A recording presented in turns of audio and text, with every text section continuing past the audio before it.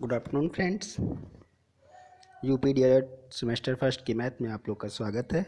आज का टॉपिक हम लोग का है महत्तम समापर्त और लघुत्तम समापर्त, इंग्लिश में जिसको एचसीएफ और एलसीएम कहते हैं। ठीक है, तो सबसे पहले हम लोग सिलेबस को डिस्कस कर लेते हैं। इसमें सिलेबस में हमारा पाठ्यक्रम में क्या है, भाज्य और अभाज्य संख्याओं का अर्थ क्या है, और महत्तम समापर्त और लघुत्तम समापर्त की अवधारणा। ये टॉपिक जो है हमारा 4 नंबर कवर करेगा 25 में से। तो इस तरह एग्ज़ाम की दृष्टि से बहुत इम्पॉर्टेंट टॉपिक है। अभाज्य संख्या क्या होती है? अभाज्य संख्या मतलब प्राइम नंबर। तो प्राइम नंबर हमारा क्या है? ऐसी संख्याएं जो केवल एक से या स्वयं से पूरी तरह विभाजित होती हैं, उन्हें अभाज्य संख्याएं कहते हैं। जैसे 2, 3, 5, 7, 11, 13, 19 इस टाइप से हैं कुछ, आगे बहुत सी हैं। ठीक है, कुछ इम्पॉर्टेंट पॉइंट देख लेते हैं। 2 जो है एक समअभाज्य संख्या है। ठीक है, 2 इकलौती जो है अभाज्य संख्या है, सम संख्या।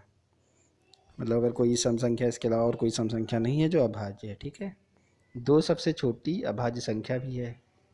ठीक, और 3 सबसे छोटी विषम अभाज्य संख्या है। 2 जो है सम थी और 3 जो है विषम सबसे छोटी है। और 1 से 100 के बीच में जो है 25 अभाज्य संख्या है। ये सब एग्जाम की दृष्टि से इंपॉर्टेंट पॉइंट थे, तो इसलिए हमने बता दिया। भाज्य संख्याएं क्या होती हैं? ऐसी संख्याएं जो एक स्वयं के अतिरिक्त और किन्हीं संख्याओं से पूर्णतः विभाजित हो जाती हैं, उन्हें भाज्य संख्याएं कहते हैं। जैसे 4, 6, 8, 10 ये सब हैं। ठीक है, एक एक जो है ना तो भाज्य संख्या है और ना ही अभाज्य संख्या है। ये मतलब इम्पोर्टेंट पॉइंट है, इसको ध्यान रखना है। अब अभाज्य गुणनखंड क्या होता है ये जान लीजिए। तो किसी संख्या की जब सभी गुणनखंड अभाज्य हो तो उन्हें अभाज्य गुणनखंड कहते हैं। जैसे कैसे? 12 है तो 12 का अभाज्य गुणनखंड क्या है? 2 गुणे 2 गुणे 3, मतलब 2 दूनी 4 और 4 तिहाई 12। ठीक है, 84 का ऐसे है 2 दूनी 4, 4 तिहाई 12 और 12 सते 84। तो जब कोई गुणनखंड हम करते हैं उसमें अभाज्य संख्याओं का यूज़ करते हैं तो उस तरह के गुणनखंड को हम अभाज्य गुणनखंड कहते हैं। ठीक, किसी संख्या को पूर्णतः विभाजित करने वाली संख्या उसका गुणनखंड कहलाती है। तो गुणनखंड क्या है? किसी संख्या को पूर्णतः विभाजित करने वाली संख्या उसका गुणनखंड कहलाती है। ठीक है, किसी संख्याओं के अभाज्य गुणनखंड की संख्या निश्चित होती है, परंतु गुणनखंड का क्रम कुछ भी हो सकता है। जैसे अभाज्य गुणनखंड है किसी संख्या की तो वो निश्चित होती है और उनका क्रम चाहे आप जो रखें उससे कोई फर्क नहीं पड़ता है। अब देख लेते हैं अपवर्तक क्या होता है। फैक्टर, इंग्लिश में फैक्टर बोलते हैं अपवर्तक को। तो कोई संख्या जिन जिन संख्याओं से पूरी तरह विभाजित हो जाती है उन्हें वे संख्याएं जो हैं उस संख्या का अपवर्तक कहलाता है। जैसे 1 क्या है, 2 क्या है, वो 1 से और 2 से दोनों से विभाजित हो जाती है। 6 क्या है हमारी, 1, 2, 3 और 6 तीनों इन सब से विभाजित हो जाती है। 15 कैसे, 1 से विभाजित होगी, 3 से, 5 से और 15 से भी होगी। और 69 जो है 1, 3, 23 और 69 से होगी। ऐसे 84 किससे होगी, 1, 2, 3, 4, 6, 7, 12, 14, 21, 28, 42, 84। तो ये सब जो संख्याएं जिन संख्याओं से कोई संख्या पूर्णतः विभाजित होती है उसके अपवर्तक कहलाते हैं। इसके कुछ नोट्स से इंपॉर्टेंट पॉइंट देख लेते हैं। एक प्रत्येक संख्या का अपवर्तक होता है। ठीक है, और प्रत्येक संख्या स्वयं का अपवर्तक होता है। मतलब कोई संख्या है तो वो एक का भी होगा और स्वयं का भी अपवर्तक होगा। ठीक, अब किसी संख्या का प्रत्येक अपवर्तक उस संख्या को पूर्णतः, मतलब किसी संख्या का जो अपवर्तक है उस संख्या को पूर्णतः विभाजित करेगी। किसी दी हुई संख्या के अपवर्तकों की संख्या सीमित होती है। ठीक है, मतलब लिमिटेड होंगी, ज़्यादा, मतलब ये नहीं कि कोई बहुत, मतलब जितने भी हैं उनके सीमित होंगे। और किसी संख्या का प्रत्येक अपवर्तक उस संख्या से छोटा या उसके, मतलब जो अपवर्तक होता है उस संख्या से छोटा होगा या उसके बराबर होगा। अब समापवर्तक क्या क्या कहते हैं? 2 या 2 से अधिक संख्याओं के समान अपवर्तक को ही समापवर्त कहते हैं, समापवर्तक कहते हैं। जैसे क्या है, 2 संख्याएं ले लिया तो उसमें जो मतलब समान, जो दोनों में समान होंगे उन्हें समापवर्तक कहते हैं। इसमें उदाहरण के लिए देख लेते हैं, जैसे 42, 66, 78 हैं। तो 42 का देखिए 1 2 3 6 7 14 21 42 है, और 66 के अपवर्तक 1 2 3 6 11 22 33 66 हैं, और 78 के 1 2 3 6 13 26 39 और 78 हैं। ठीक है, इनके अपवर्तक हो गए। और इनका समान अपवर्तक कौन से होंगे? समान देखिए, ये है 1 हो गया, 2 हो गया, 3 हो गया, 6 हो गया, ये सब इनके समान अपवर्तक हैं। तो इस टाइप से मतलब होते हैं, इनको समापवर्त कहते हैं, समापवर्तक कहते हैं। अब महत्तम समापवर्त देख लेते हैं। तो महत्तम समापवर्त को क्या कहते हैं? Highest common factor, greatest common divisor English में। तो महत्तम समापवर्त दी हुई संख्या का सबसे बड़ा सर्वविभाजक होता है। ठीक है, मतलब जो, जैसे उदाहरण के लिए देख लेते हैं, 48 का अभाज्य गुणनखंड 2 गुणे 2 गुणे 2 गुणे 3 गुणे, मतलब ये, एक मिनट, महत्तम समापवर्त क्या है? दी गई संख्याओं का सबसे बड़ा सर्वविभाजक। ठीक है, जो मतलब सर्वविभाजक मतलब जो सब में सबसे ज़्यादा बड़ी हो। ठीक है, तो अब देखिए 48 का 2 2 गुणे 2 2 गुणे 2 2 गुणे 2 3, मतलब 2 दूनी 4 दूनी 8 दूनी 16 और 16 त्रिक 48। ऐसे 64 का 1 2 3 4 5 6 बार जो है 2 से गुणा कर देंगे तो 64 का हो जाएगा। 72 का गुणनखंड क्या है? 2 दूनी 2 दूनी 4 दूनी 8 8 त्रिक 24 और 24 त्रिक 72। तो इस टाइप से हो गया। अब मतलब यहाँ क्या है, सबसे मतलब सभी संख्याओं का मासा क्या हो जाएगा इसमें? सब में जो कॉमन होगा, तो कॉमन कौन कौन से हैं? यहाँ 2 2 2, मतलब ये वाला कॉमन हो गया। देखिए, एक ये कॉमन हो गया, एक ये कॉमन हो गया, एक ये कॉमन हो गया, मतलब ये 3 कॉमन हो गया, तो 2 गुणे 2 गुणे 2 बराबर 8 हो जाएगा। तो इस टाइप से हम किसी संख्या का मासा निकाल लेंगे। तो मासा क्या होगा? जो संख्याएं दी रहेंगी उसमें हम देख लेंगे कि जो कॉमन रहेगी संख्या, उन्हीं को हम निकाल लेंगे। मेथड आपको इस तरह दिखा दिया है। तो ऐसी दो संख्याएं मिलकर मासा, जिनका मासा 1 होता है, कुछ दो संख्याएं या दो से अधिक संख्याएं जिनका मासा 1 होगा, उनको हम सह अभाज्य को प्राइम संख्या कहते हैं। ये ध्यान रखिएगा। अब क्या है, कुछ नोट्स देख लेते हैं। तो सह संख्या का मासा सदैव 1 होता है। ठीक, और सामान्य संख्याओं का मासा या तो सभी संख्याओं से छोटा होगा। ठीक है, मतलब जैसे क्या है, कई संख्याएं दी हैं तो उनका मासा या तो जो है उन सभी संख्याओं में जो सबसे छोटी संख्या है उसके बराबर होगा, या सभी, और या फिर उस संख्या से छोटी होगा। मतलब जो सबसे छोटी संख्या है या तो मासा उसके बराबर होगा या फिर उससे छोटा होगा। ये 2 पॉइंट था, ध्यान रखिए। अब मासा निकालने की विधियाँ, तो मासा निकालने की 2 विधियाँ हैं। एक गुणनखंड विधि होती है, एक भाग विधि होती है। तो हम यहाँ दोनों विधियाँ देखेंगे। तो एक उदाहरण के माध्यम से देख लेते हैं। तो ये हमारा माध्यम उदाहरण क्या है? 48, 64 और 72 का मासा ज्ञात कीजिए। ठीक है, तो गुणनखंड विधि क्या है? गुणनखंड विधि से हम ऐसे निकालते हैं, ये हमने 2 से भाग किया 48 को तो 2 24 हुआ, फिर 2 से इसको किया 12 हुआ, फिर 2 से किया तो 6 हुआ, और 2 से फिर किया तो 3 आया, और 3 एकम 3 हो गया। ऐसे हमने 64 का भी गुणनखंड कर लिया, ऐसे 72 का कर लिया। अब इन सारे गुणनखंडों को हमने यहाँ पर लिख लिया। तो 48 के सारे गुणनखंड ये 2 गुणे 2 गुणे 2 गुणे 3, मतलब यहाँ हमने 4 बार 2 और 1 3 आया। ठीक है, ये हो गया। और 64 का हमने क्या है, 1 2 3 4 5 6, 6 बार हमारा 2 आया था, ये यहाँ लिख लिया। और इसी तरह 72 के क्या है, 3 बार 2 था, उसके बाद 2 बार 3, तो 2 बार 3 ही हो गया। अब इसमें हम कॉमन देखेंगे, तो कॉमन हमारा ये हो गया, ये मतलब 2 3 ठो 2 कॉमन हुआ, तो 2 दूनी 4 दूनी 8, तो ये इस तरह हमारा मासा क्या हो जाएगा, 8 हो जाएगा। ये हमारा गुणनखंड विधि है। भाग विधि में क्या करेंगे, पहले 2 को ही उठा लेंगे, उनका भाग दे देंगे। तो जैसे यहाँ हमने 48 और 64 को भाग दिया, तो 48 64 को भाग दिया, 16 बचा शेष। फिर शेष से जो तीसरा बचा था 72, उसको भाग दिया हमने, तो 64 मतलब से किए 16 चौका 64, 8 शेष बचा। फिर हमारा जो 8 8 बचा, तो इससे पहले जो भाजक था उसको हमने उसको भाग दे दिया, तो 8 से 16 को भाग दिया, तो 8 दूनी 16, मतलब 8 से भाग देने के बाद कोई भी शेष नहीं बचता है, तो ये हमारा जो है मासा हो जाएगा। तो इस संख्या का मासा, तो इस तरह से हम निकाल लेंगे। मतलब जैसे 2 संख्या 3 संख्या दी है, तो मतलब कोई भी 2 संख्या से भाग दे देंगे, मतलब छोटी वाली से बड़ी को देंगे, तो कुछ शेष बचेगा, फिर उस शेष से जो मतलब तीसरी है उसको करेंगे। फिर आगे जैसे कुछ बचता है शेष, तो उससे जो संख्या हम उससे पहले लिए थे भाजक के लिए उसको रखेंगे। फिर ऐसे करते करते जाएंगे, एक टाइम आ जाएगा कि शून्य आ जाएगा, तो वही उसका मासा हो जाएगा। अगर हम ऐसे करते जाते हैं और शून्य नहीं आ रहा है, तो उसका मासा फिर नहीं होगा। तो आपको दोनों में से जो विधि सरल लगे उसको लगा सकते हैं।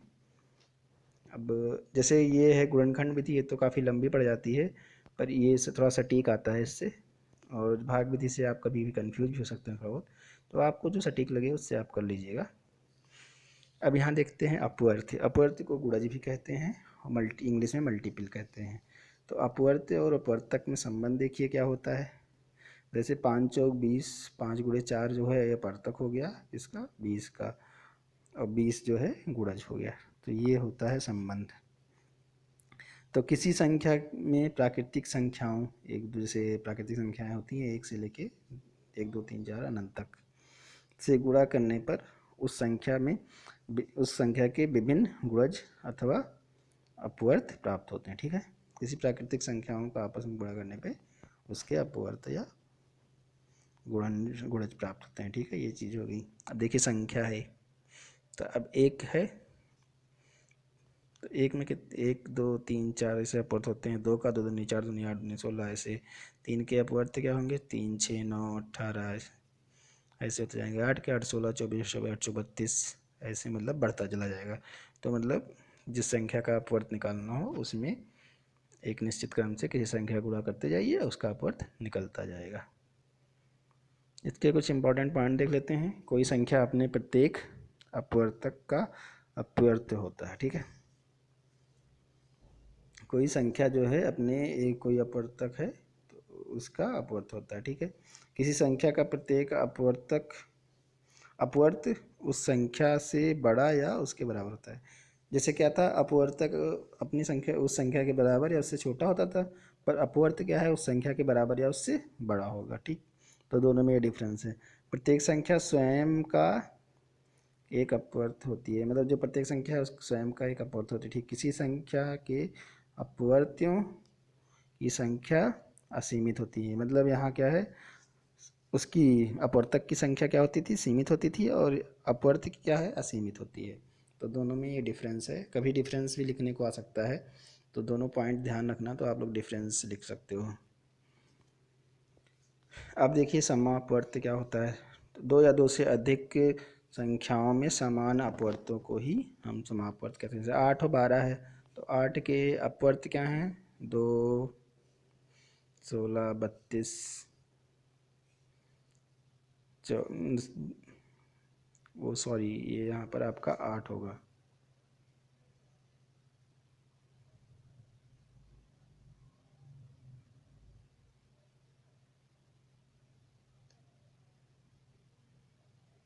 कोशिश होती है गलती ना हो, पर मतलब हो ही जाती थोड़ा बहुत। ये आपका 8 होगा, तो 8 के अपवर्त क्या होंगे, 8 16 24 32 40 48 56 64 72 ऐसे हो जाएंगे। 12 के 12 24 36 48 60 72 84। ठीक है, तो इस टाइप से हैं। तो इसमें अब देखिए हम ये अपवर्त हो गए। अब इसमें हमें क्या करना है, समापवर्त निकालना है। समापवर्त, तो समापवर्त क्या है, 2 संख्याओं में समान अपवर्तक। तो अब हम समान अपवर्तक कौन कौन से हैं, 24 हो गया, फिर 4 इधर 48 हो गया, फिर 72 हो गया। ये 2 संख्याओं में समान अपवर्त हो गए। ठीक है, और फिर क्या है, इन दोनों में सबसे छोटा अपवर्त कौन सा है, ये है 24, तो इसको क्या बोल देंगे, लघुत्तम समापवर्त। तो ये इस टाइप से है। तो समान अपवर्त समझ में आ गया होगा क्या होता है। अब हम लघुत्तम समापवर्त के बारे में बताते हैं। तो 2 या 2 से अधिक संख्याओं में समापवर्तों को समापवर्तों में जो है सबसे जो छोटी समापवर्त होगी उस संख्या को उसका लघुत्तम समापद कहते हैं। तो जैसे अभी हमने पिछले एग्जाम्पल में देख ही लिया था। देखिए यहाँ भी मैंने फिर गलती कर दी है, यहाँ जो है 8 होगा। तो अब देखिए लघुत्तम समापवर्त हो गया, ठीक है। तो संख्याओं का लासा में उन संख्याओं में से प्रत्येक द्वारा पूर्णतया विभाजित हो जाता है, ठीक है। जो लासा होता है उन संख्याओं से पूर्णतया विभाजित, संख्याओं का लासा, जो संख्याओं का लासा होता है, जो संख्या दी होती है उन लोग से वो पूर्णतया विभाजित हो जाता है, ठीक है। ये चीज़ ध्यान रखना है। अब देखिए जैसे 8 और 12 है, तो 8 का अपवर्त क्या हो गए, 8, 16, 24, 32, 48, 40 ये हैं। 12 के 12, 24, 36, 48। तो इसमें सबसे छोटा कौन सा है, 24 ही है जो सबसे छोटा है और कॉमन है दोनों में। तो ये हमारा क्या हो जाएगा, लासा हो जाएगा, ठीक है। तो अपवर्तों में जो सबसे छोटा अपवर्त होगा वही लघुत्तम समापवर्त होता है। अब हम लघुत्तम समापवर्त ज्ञात करने की विधि देख लेते हैं। तो एक होता है गुणनखंड विधि, एक होता है भाग विधि। तो गुणनखंड विधि में गुणनखंड हमें निकालना है, अभाज्य गुणनखंड निकाल लेते हैं। तो ये देखिए 14 का अभाज्य गुणन क्या है, 2 गुणे 7, 28 का 2 गुणे 7, और 35 का 5 गुणे 7, और 56 का 2 गुणे 7। तो अब यहाँ हम इसको पावर के फॉर्म में लिख लेते हैं। तो हमारा 2 गुणे 7 हो गया दूसरे में, और 28 में 2 की पावर 2 गुणे 7, और 35 में 7 गुणे 5, और 56 में 2 की पावर 3 गुणे 7। तो अब हम यहाँ का क्या करेंगे, जैसे एक एक उठाते जाएंगे। अब 2 में देखिए सबसे हाईएस्ट पावर क्या है, 2 की पावर 3, तो हम उसको लिख लेंगे 2 की पावर 3। फिर 7 देखिए तीनों चारों में, तो 7 सिंगल पावर में है तो 7 को एक बार लिख लेंगे, और 5 देख लीजिए कितना है, तो 5 एक बार है तो 5 लिख दिया। तो इस प्रकार हमारा लासा क्या हो जाएगा,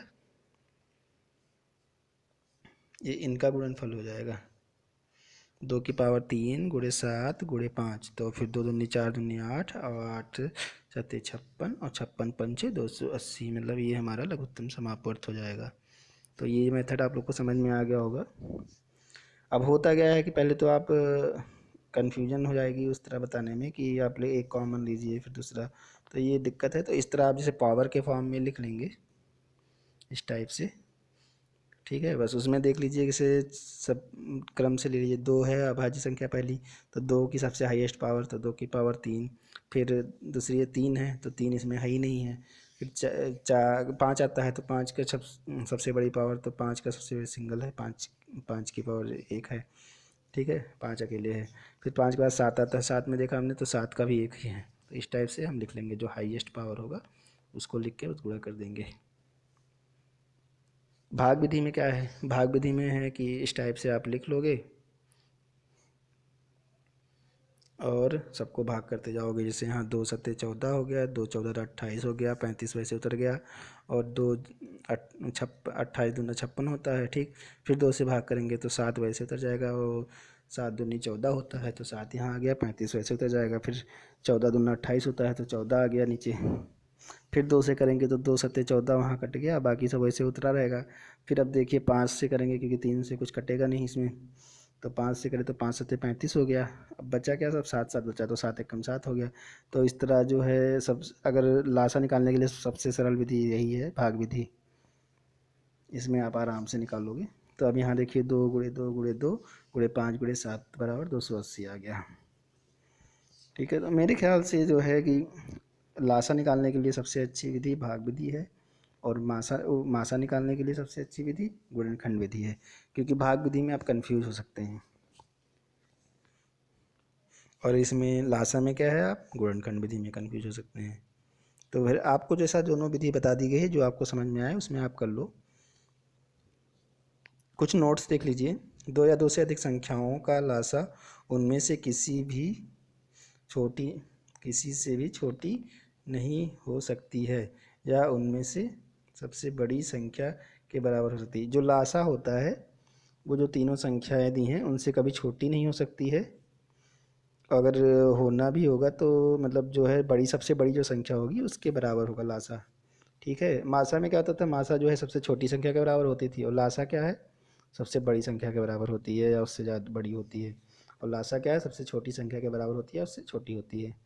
अब किन्हीं सा अभाज्य संख्याओं या अभाज्य संख्याओं का लासा उन संख्याओं के, मतलब सह अभाज्य संख्याओं का लासा और अभाज्य संख्याओं का लासा उनके गुणनफल के बराबर होता है। ठीक है, जैसे मान लीजिए 3 और 5 दिया हुआ है, तो इनका लासा क्या होगा, तो इन दोनों को गुणा कर दीजिए, वही इनका लासा हो जाएगा।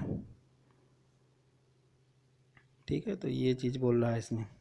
अब एक नियम है जिसमें दो संख्याएं और महत्तम समापर्त और लघुत्तम समापर्त की संबंध को दर्शाता है। तो क्या है कि एक नियम है कि दो संख्याओं का गुणनफल उनके लघुत्तम और महत्तम समापर्त के गुणनफल के बराबर होता है। तो ये हम फार्मूला याद कर लेंगे, इस पे भी बहुत क्वेश्चन आते हैं। प्रथम संख्या गुणे द्वितीय संख्या बराबर लासा गुणे मासा। एक उदाहरण के माध्यम से यहाँ देख लेते हैं। दो संख्याओं का मासा दिया है 16 और गुणनफल दिया है 6400, तो उन संख्याओं का लासा ज्ञात कीजिए। तो दो संख्याओं का गुणनफल बराबर लासा गुणे मासा। तो 6400 इक्वल टू लासा गुणे मासा 16 है क्या। तो अब हम 16 से 6400 को भाग देंगे तो 400 आंसर आ जाएगा। तो इस तरह हम इसको निकाल लेंगे। अब परीक्षा में आए हुए क्वेश्चंस को देख लेते हैं। ये उदाहरण है 2015 में आया था, एक नंबर में। दो संख्याओं का मासा 45 है, लासा 500 है, तो उस एक संख्या 125 है, दूसरी संख्या ज्ञात कीजिए। तो यहाँ वही फार्मूला निकालेंगे, दो संख्याओं का गुणनफल बराबर लासा मासा। तो यहाँ एक संख्या 125 है, दूसरी संख्या ज्ञात करनी है, 500 हो गया लासा और मासा 45। तो हम तिरछे मतलब वो तिरछा गुणा करेंगे, तो ये यहाँ पर भाग में है, एक गुणा में है तो वहाँ भाग में जाएगा। तो 500 गुणे 45 बटा 125 हो गया, और इनको जब हम सॉल्व करेंगे तो 180 आंसर आ जाएगा। गुणा भाग मैं इसलिए नहीं बता रहा हूँ कि आप लोग को गुणा भाग तो आता ही होगा। यहाँ अपवर्त को देख लीजिए, 12 के अपवर्त, 12 के अपवर्तक लिखने हैं। तो अपवर्तक क्या होता है, या तो उस संख्या के बराबर होता है या उससे छोटा होता है। तो अब हम देखिए 12 एकम 12 होता है, और फिर 6 दूनी 12 होता है, और 3 चौक 12 होता है। तो अब मतलब 12 कितने ही अपवर्तक हो सकते हैं, तो मतलब 1 2 3 4 6 12। तो क्या है, इन सभी से जो है 12 विभाजित हो रहा है, और 12 के बराबर और उससे छोटी संख्याएं हैं, तो ये इसके अपवर्तक हो गए। ठीक, अब दो संख्याओं का मासा 15 है, उनका गुणनफल 900 दिया है और लासा ज्ञात करना है। तो वही फार्मूला लगाएंगे, दो संख्याओं का गुणनफल बराबर लासा गुणे मासा। तो गुणनफल 900 दिया है, लासा ज्ञात करना है, मासा 15 है। तो हम यहाँ लासा के साथ 15 गुणा में है, तो इसको तिरछा गुणा होगा, तो ये गुणा में है तो भाग में आ जाएगा। तो 900 बटा 15 हो जाएगा, तो 15 छंग 90 होता है, तो 60 आंसर आ जाएगा।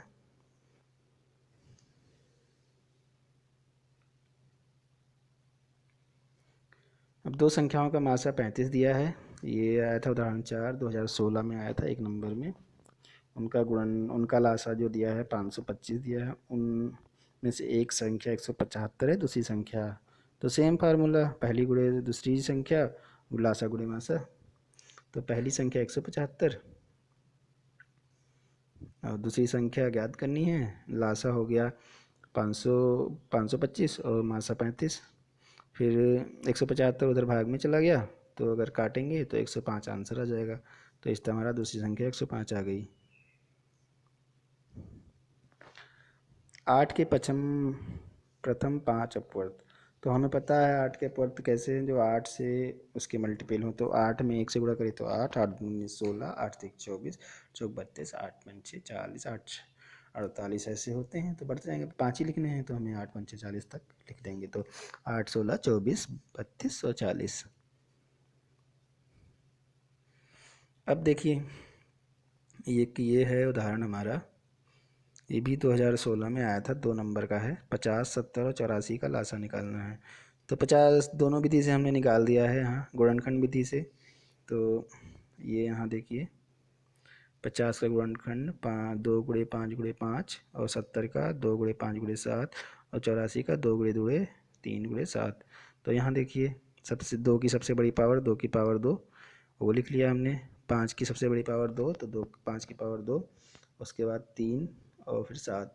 इनका गुणनफल करेंगे तो 2100 आ जाएगा।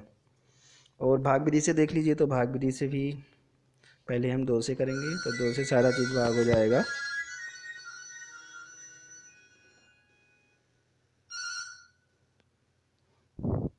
तो 2 से हम सारा चीज़ भाग कर लेंगे, तो 2 से 25 दूना 50 हो जाएगा, 35 दूना 70 हो जाएगा और 42 दूना 84 हो जाएगा। फिर 2 से करेंगे तो 25 तो ऐसे ही रह जाएगा 35 पर 42 जो है 21 से कट जाएगा। फिर 3 से करेंगे तो 25 तो ऐसे रह जाएगा 35 वजह से 7 त्रिक 21 हो जाएगा, 7 हो जाएगा। ठीक है,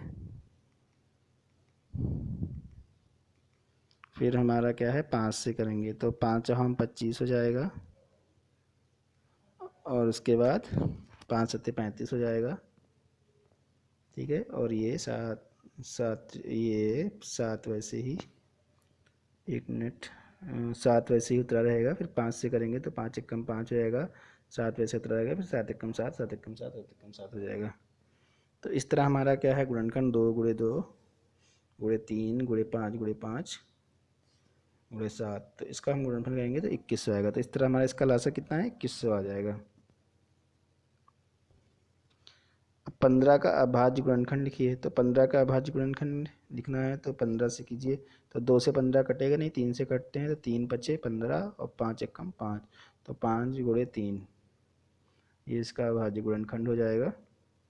हम देखते हैं दूसरी संख्या, उदाहरण नंबर 8। दो संख्याओं का मासा 16 है और उनका गुणनखंड जो है 64 है, तो संख्या उनका लासा ज्ञात कीजिए। तो ये भी वही लगेगा, पहली संख्या गुणे दूसरी संख्या और लासा गुणे मासा। तो दो संख्याओं का गुणनफल 6400 हो गया। लासा हमारा जो है ज्ञात करना है और मासा 16 दिया है। तो 16 को इधर ले जाएंगे तो भाग में जाएगा, तो 16 से 6400 को भाग देंगे तो 400 आंसर आ जाएगा।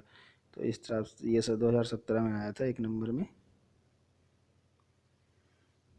अब ये है कुछ उदाहरण नंबर 9, 2017 में आया था 2 नंबर में। तो एक 3 कपड़ों के 3 थानों की लंबाई 125 220 और 275 सेंटीमीटर कपड़ा है। तो बड़ी से बड़ी नाप वाला फीता बताइए जिससे तीनों को मतलब पूरा पूरा नापा जाए। तो बड़ी से बड़ी नाप के लिए मतलब मासा निकालना पड़ेगा।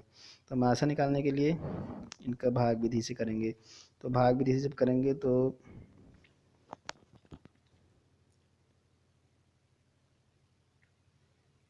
125 को 220 से करेंगे तो यहाँ 105 आएगा। ठीक है, 105 से फिर 227 शेषफल 105 आएगा। फिर 105 से 275 को भाग देंगे तो शेषफल 65 आएगा। 65 से 105 को भाग देंगे तो हमारा 40 शेष बचेगा। फिर 40 को 65 से भाग देंगे तो फिर 25 शेष बचेगा। फिर 25 को हम 40 से भाग देंगे तो 15 बचेगा। फिर 15 से हम 25 को देंगे तो 10 बचेगा और 10 से फिर हम 15 को देंगे तो 5 बचेगा और 5 से 10 को देंगे तो कट जाएगा, 5 दूनी 10। तो हमारा इस तरह 5 जो है मासा हो जाएगा इसका। तो 5 ही वो दूरी है जिससे हम उस फीते इतने इतने जो लंबाई दिए हैं उनको हम नाप सकते हैं। और गुणनखंड विधि से निकालना आसान होता है। तो देखिए हमने तीनों का गुणनखंड कर लिया यहाँ पर, ये देखिए। तो यहाँ तीनों का गुणनखंड कर लिया। तो इसमें देखिए 125 का 5 गुणे 5 गुणे 5 और 220 का क्या है 5 गुणे 2 गुणे 2 गुणे 11 और 275 का 5 गुणे 5 गुणे 11। तो यहाँ हम देखते हैं कॉमन केवल 5 आया है। तो इस तरह हमारा मासा 5 हो जाएगा। तो 5 सेंटीमीटर का ही लंबाई होगा जिससे हम इन तीनों थानों को पूरा पूरा नाप सकते हैं। इसमें कोई कन्फ्यूजन नहीं होगी। अब ये उदाहरण 10 देख लेते हैं। ये 2018 में आया हुआ था। तो निम्नलिखित में से 5 की विभाज्य संख्या। तो 5 से विभाज्य संख्या, तो हमें पता है कि 5 से विभाज्य वाली सारी संख्याओं के आखिरी में या तो 0 होता है तो 5 में होता 5 होता है। तो यहाँ आखिरी ऑप्शन में 3775 है, इसमें 5 है आखिरी में, तो ये ऑप्शन ही सही हो जाएगा। उदाहरण नंबर 11 देख लेते हैं। संख्या 13 39 और 273 का मासपा ज्ञात कीजिए। तो मासा ज्ञात करने के लिए गुणनखंड विधि भाग विधि। तो गुणनखंड कर लेते हैं। तो 13 का गुणनखंड 13, 39 का 13 गुणे 13 और जो है 273 का जो है 13 गुणे 3 गुणे 7। तो इसमें हमारा कॉमन 13 है, तो इसका गुणनफल मतलब मासा क्या हो जाएगा 13। भाग विधि से करिए तो 13 से 39 को भागिए, 13 3 39 हो गया, पूरा पूरा कट गया। फिर हम 13 से 273 को करेंगे तो हमारा यहाँ जो है 13 से 273 पूरी तरह कट जाएगा 21 से। तो ये हमारा 13 जो है इस तरह मासा हो जाएगा। 12वां उदाहरण देख लेते हैं जिसमें निम्नलिखित में से 9 के अपवर्त बताइए। तो 9 के अपवर्त मतलब 9 से स्टार्ट होगा और 9 का 9, 18 9 27, 9 चौक 36। तो ये हमारा जो है दूसरा ऑप्शन सही हो जाएगा। उदाहरण नंबर 13 देख लेते हैं। ये 19 में आया हुआ था। वह बड़ी से बड़ी संख्या बताइए जो 49, 59 और 109 को भाग देने पे शेष क्रमशः 1 3 5 हो।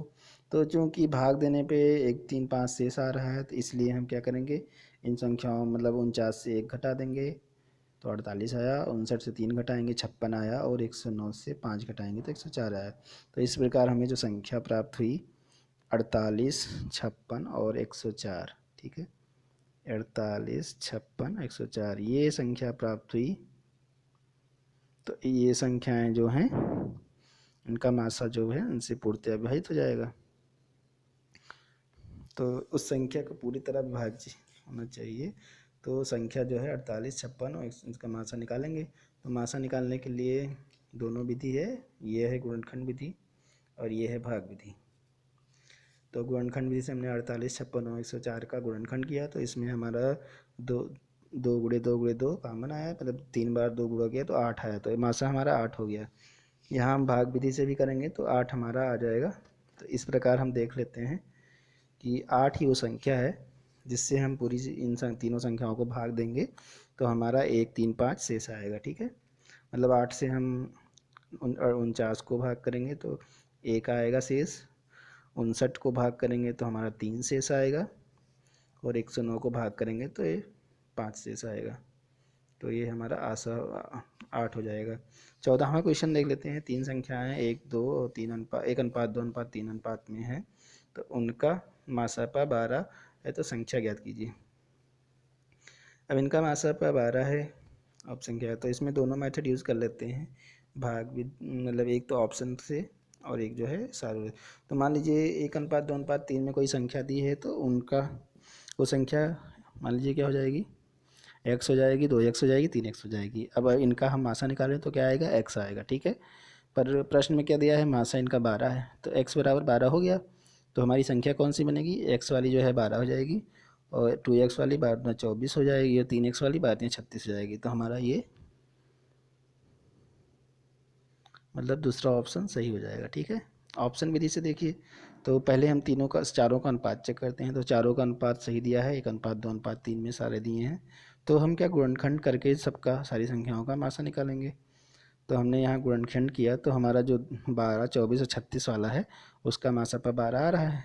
तो 12 आ रहा है तो मतलब ये हमारा दूसरा वाला ऑप्शन सही होगा। तो इस टाइप से हम कर लेते हैं क्वेश्चनों को। आई होप कि मतलब आप लोग को सारे डाउट्स क्लियर हो गए होंगे इसमें। अगर दिक्कत हो तो आप लोग वीडियो को आराम से पास करके चीज़ों को देख लेंगे, क्योंकि इसमें जो चीज़ मैंने बोली है वो सारी चीज़ें इसमें लिख भी रखी है, तो इसमें आपको कोई दिक्कत नहीं होगी। बाकी जिसको थोड़ा बहुत दिक्कत है जोड़ घटाव गुणा भाग में, वो थोड़ा प्रैक्टिस करें अपनी 1 से 5 तक की किताबों से, कि वो उन चीज़ों को ढंग से सीख लें, तो मतलब गुणा भाग में दिक्कत नहीं आएगी। बाकी यहाँ कुछ ज़्यादा दिमाग लगाने की ज़रूरत नहीं है, बहुत बस यही गुणा भाग में थोड़ा कन्फ्यूजन होगी, तो आप लोग थोड़ा प्रैक्टिस करें, बाकी ढंग से समझें, पास करके समझ में आएगा। आई होप कि ये टॉपिक आप लोग को अच्छे से समझ आया। मिलते हैं नेक्स्ट वीडियो में नेक्स्ट टॉपिक के साथ। अगर आप लोग को ये वीडियो अच्छी लगती है तो अपने दोस्तों को भी शेयर करें। ओके, ठीक है, बाय, थैंक्स।